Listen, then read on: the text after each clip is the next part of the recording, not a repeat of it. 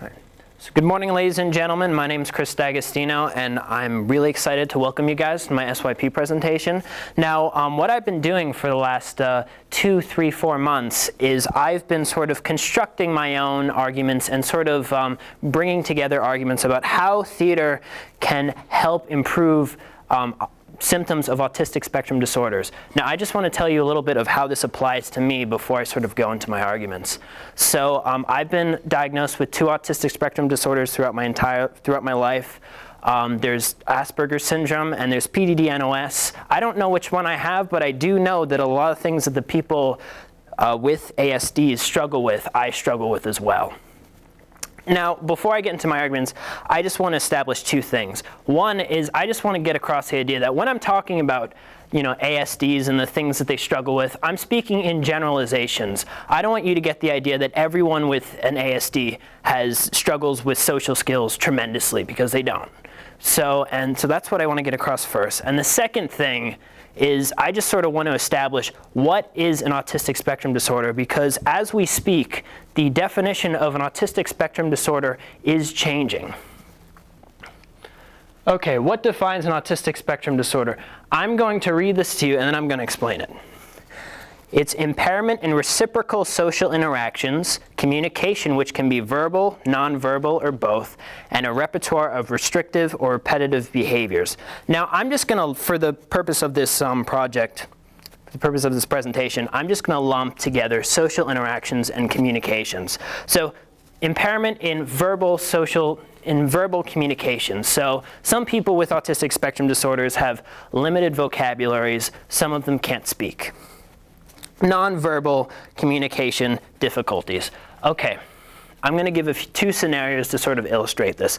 I'm talking to my friend Jimmy here, and I'm talking, so I have an autistic spectrum disorder, and I'm talking to Jimmy, I'm talking, and he's trying to communicate to me through his body that he doesn't really want to talk to me. He sort of has his head in the other direction, he's not making eye contact with me, he's kind of moving his body around, and he doesn't want to say, "Chris, stop talking," because it's rude, so he tries to communicate this through the subtleties in his body language. But what I have a problem with is I have a problem with picking these cues up. And on the other hand, I have problems with presenting myself in a nonverbal appropriate way. So let's say I'm in a heated argument with Jimmy. We're sitting down and I'm kind of in a laid back position. And we're in a heated argument and Jimmy doesn't really think that I'm taking him seriously, even though I think I am, but I don't know the significance of my slouched back position. I don't really know how that's affecting him. So there's that aspect of sort of how you present yourself non-verbally. Okay. A repertoire of restrictive or repetitive behavior. I would like to include thought into this sort of equation. Restrictive or repetitive thought. Now I'll give you 2 examples of mine. Restrictive or repetitive thought. Every time I go to Great Harvest, I order a grilled cheese panini with garlic spread and bacon. Every time. So this sort of aspect has to do with routine. It's repetitive sort of ways of going about your life. I know what I'm going to get when I order it, I like it, and I'm sort of not really I don't really like the idea of going outside of my comfort zone. And repetitive behavior. So when I was 4 or 5 years old, I would do this. And I would like to argue that these 2 ideas, restrictive repetitive thought, restrictive repetitive behavior, they all sort of happen because people with ASDs sort of rely on sameness. So like from my Great Harvest example, there's sort of the sameness aspect of going there, and every time I go there, order a grilled cheese panini. And also with the physical aspect, there is this idea that I control my environment. There's something about my environment that I control. I do this while the world around me is changing. I still have the capability to do this, and something about the world is saying the same. Okay, types of ASDs. This is what's likely going to show up in the DSM-5, which will be coming out at the end of this month. There are 3 types. There's classical autism, which is typically the most severe form of autism. People with classical autism, some of them have limited vocabulary, some of them have no vocabulary at all. Some of them don't speak. And then there's Asperger syndrome. And this is characterized not by verbal difficulties. Many people with Asperger's have good-sized vocabularies, but the non-verbal difficulties I was talking about earlier with my Jimmy examples. And then PDD-NOS, which stands for Pervasive Developmental Disorder Not Otherwise Specified, are people who really don't fit into the other ASDs, but they still qualify for an ASD. So here's my first argument as to how theater can really help the symptoms of autism. So self-awareness. In theater, there's this aspect of intention, what you want and how you're going to get it. So let's say I'm doing a scene with Jimmy, I'm playing a character, he's playing a character, I want all of Jimmy's money.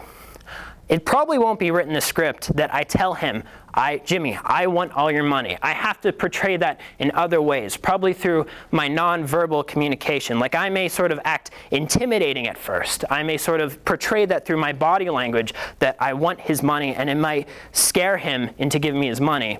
Or maybe I see that doesn't work. I may look at his non-verbal sort of cues and he may not buy it, and so I may try something else. I may try sort of being the nice guy. So here's this aspect of presenting yourself non-verbally and sort of reading non-verbal cues that are in theater. So I just want to get across this one idea, which is, so I was doing a lot of interviews, and there's this one drama specialist who sort of focuses on helping people, particularly people with Asperger's, cope with their symptoms. And she kind of parallels this idea to everyday life.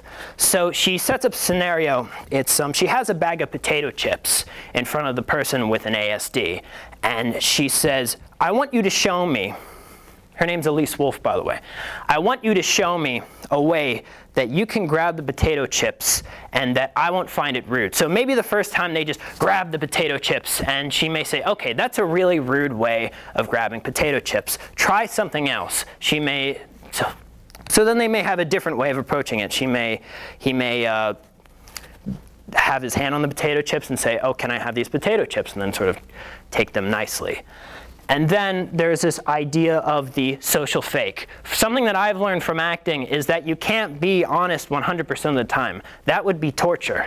Like, you know, I can't portray happiness all the time. I can't portray sadness. So sometimes I have to fake. Obviously, the best thing to happen is if it comes from a real place, but you have to be fake sometimes as well. Now, this really sort of translates to social situations because you know, let's say you're at your grandmother's house and she gives you chicken in front of you. You eat the chicken, you hate the chicken. You don't want to tell her that you don't like the chicken because it hurts her feelings. So you kind of, I don't want to say lie, but you fake liking the chicken.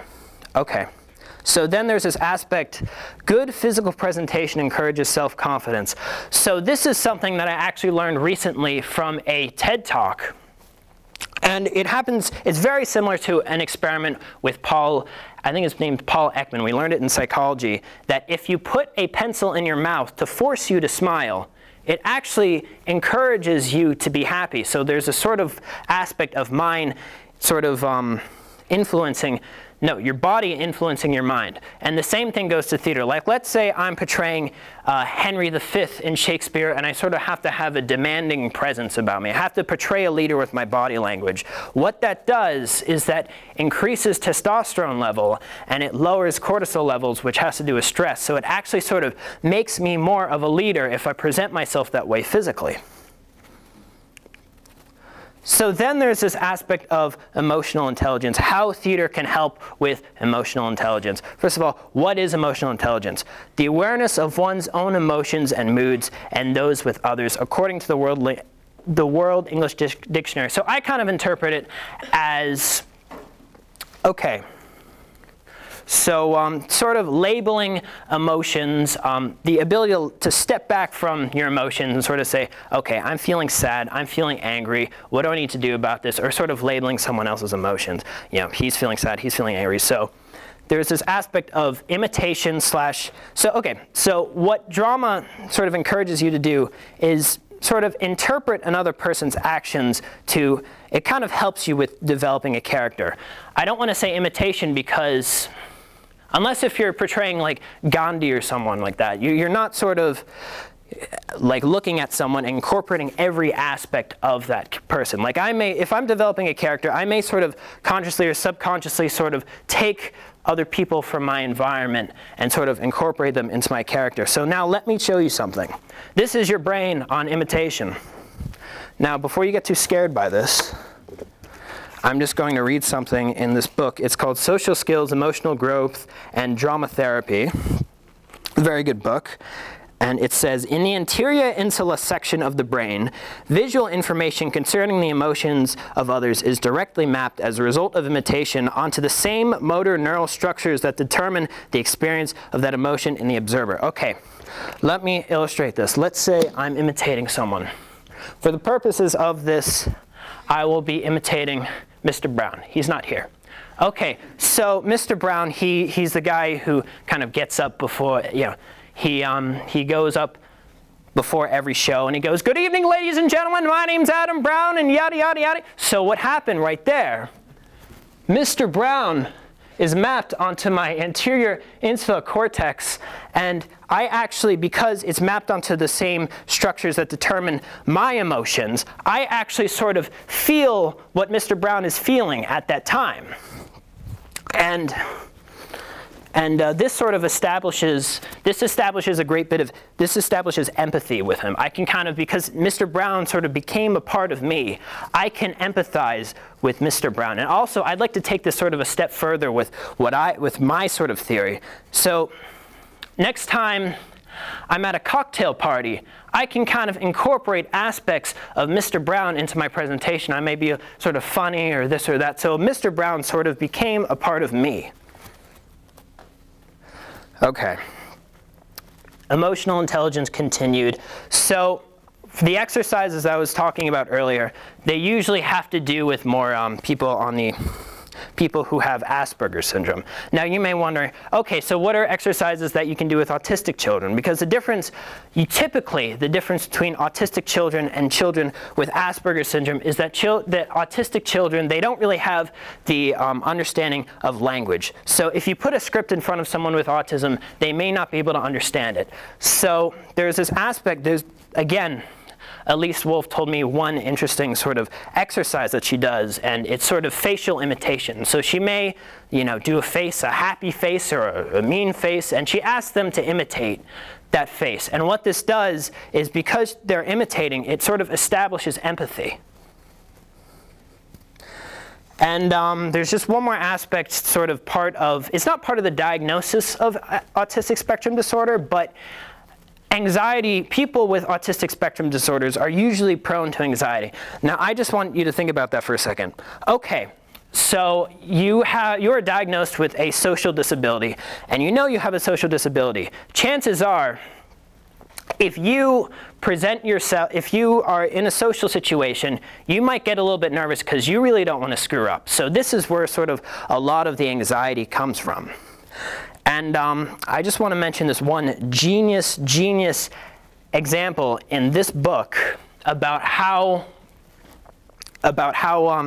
this one drama game sort of helps people with ASD cope with anxiety. So, this author has a group of kids with ASDs in a room, and this game is called the director's chair. So someone with an ASD sits in the director's chair, and the person sort of comes up with a scenario that bothered them. Maybe they threw a temper tantrum because they didn't get what they wanted, or they were very angry with their mother or something like that. So what this person does in the director's chair is he casts his play among the group of people with autistic spectrum disorders. And so he casts himself. So he's directing a play, and he's directing the person who plays himself. So what the director does is, so they role play the scenario. They go about the scenario, and the director says to the person portraying him, "I want you to act sad. I want you to act mad." And what this does is, because the director can now sort of verbalize emotion, she can step back and say, okay, I was feeling sad, I was feeling angry. You can kind of incorporate, the verbal aspect. So it's more like the rational side of your brain helps you cope with the anxiety part of your brain. This doesn't really have to do with like traditional theater, but I just thought it was interesting, and I just wanted to share it with you guys.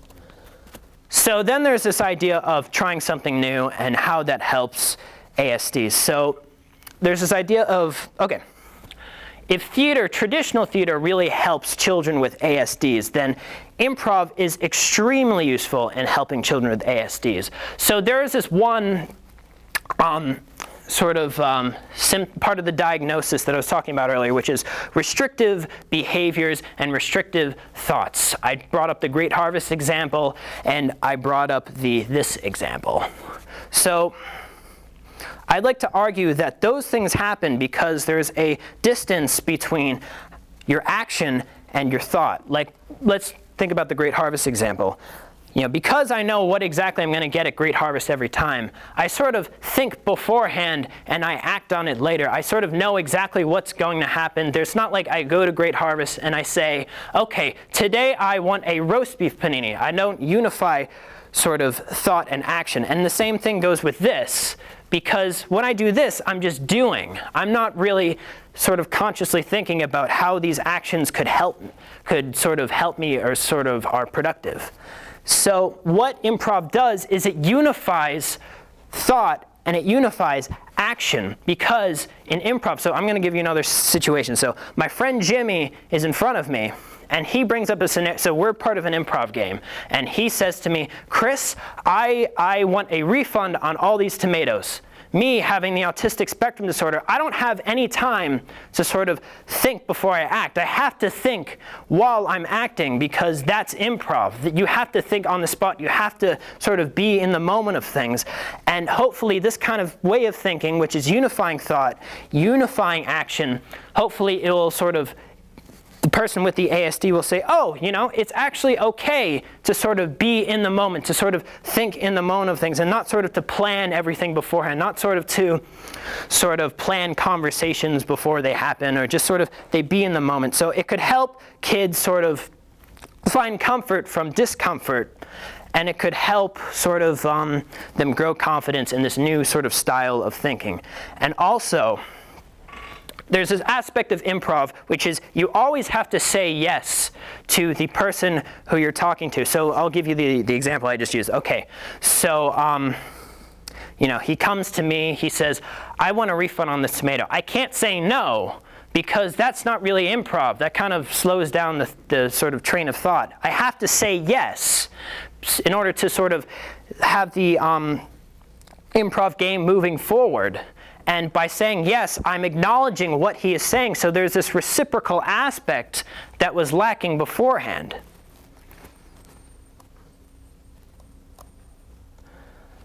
Okay, so this is just my last argument. This is incorporating symbolism into thought. This kind of sort of relates to what I was talking about before, but people with ASDs often think in a black and white manner. So I'm going to sort of just give one example. Let's say I say, consider this phrase. James was blind.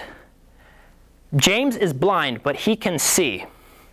If you tell this one to someone with an ASD, that may confuse the crap out of him, because there are two sides of the pole. Because, okay, so there's one side of the literal pole, which is James can be blind, and there's another side of the pole, which is James cannot be blind. And in between is symbolism. Like, let me illustrate this. Okay, so consider the phrase again. James is blind, but he can still see. Maybe the second part, he can still see, maybe that doesn't have to literally do with seeing. Maybe that has to do with perceiving. Maybe that has to do with feeling something else. Maybe it's not literal. And so I feel as though theater, symbolism is everywhere in theater. First of all, you're portraying a character who doesn't exist. Your friend is portraying a character who doesn't exist. And so much sort of imagination is required. You're imagining things that may not be there, especially when you're doing a monologue. If you're doing a monologue, you're imagining a scenario that's not there, and it sort of helps with this whole symbolism aspect. And then there's a literature aspect of theater. And I feel as though, you know, in typical literature, you know, things aren't always taken literally. You know, obviously there's sarcasm in some places in a play. There's you know, ulterior motives, and there's this. And I feel as though if people with ASDs, well, particularly Asperger's syndrome, can sort of read and understand this, that will really help them with sort of understanding the whole symbolism aspect. Okay. So here's a rebuttal that you may have to me. Okay, so I sort of believe that theater helps social skills. But if it does, why don't all actors have great social skills? And this is something that I was thinking about. This is what my interviewee said, Elise Wolf again. She said, okay, so there are different types of approaching acting. There may be sort of a type that emphasizes your own character and not really the reciprocal aspect of theater. What she does in this book when she's sort of teaching drama therapy class, well, you can argue whether it's called drama therapy or not, but what she does is she sort of emphasizes more this reciprocal aspect of acting. And you know, maybe some methods emphasize more of the character aspect of becoming one character, and it focuses more on yourself. Now here's my theory. This is from just my experience as an actor. Acting, especially sort of being, well, for me, as someone with an ASD, acting or being in social scenarios, it takes a lot of work. It doesn't come naturally to me as it comes for a neurotypical person. So if I'm being, you know, charming and exuberant and this and that, it takes a lot of energy. It's not sort of a walk in the park as it may be for some of you people. Rebuttal number 2 that you may have. If theater is so great for treating autism, why isn't it taken seriously among psychologists? Now this is one interviewee's theory, and this can be argued. Science and art have a very awkward relationship because the way science goes about things is that you quantify changes. So let's say you're doing a science experiment measuring the amount of sodium before and after a chemical reaction. So there's 1 g of sodium before, and then there's 2 g after. There's this plus g difference in what's happening. So how do you measure social skills? How do you measure artistic progress? Do you say my social skills went up 0.5 points? How do you measure that? So there's that aspect. And there's also the aspect of the methods to evaluating theater may be too subjective. So let's say I'm participating in a sort of theater program which helps me deal with my ASDs. And I'm given afterwards sort of an evaluation sheet. I'm asked, okay, so how do I feel as though my progress has improved in these last few months? I may sort of evaluate my progress, but maybe my theater teacher thinks differently. Maybe my mom thinks differently. Maybe my dad thinks differently. So there's this subjective aspect. And what's interesting is I talked to my other interviewer who was a neuroscientist. She says these objective measures, they do exist. She says in her program, she incorporates, first of all, she makes it very rigorous, so she sort of sees change in her students. And before and after, there are, you know, she uses fMRIs to scan brain activity, how different their brain was before and after. So there are objective measures, but here's what I think. Not everyone has an fMRI in their backyard or whatever. So there's that aspect.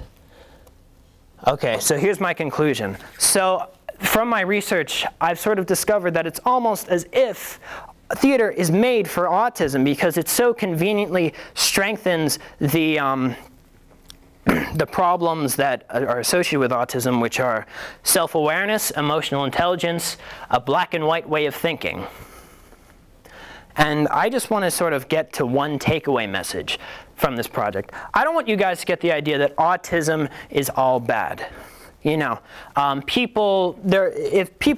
autism never existed or the autistic spectrum never existed, our world would be a very different place. We probably wouldn't have Albert Einstein. We probably wouldn't have Isaac Newton. So in a way, these rigid ways of thinking among these people help tremendously sort of improve the world which we live in today. So maybe It's funny, I was talking to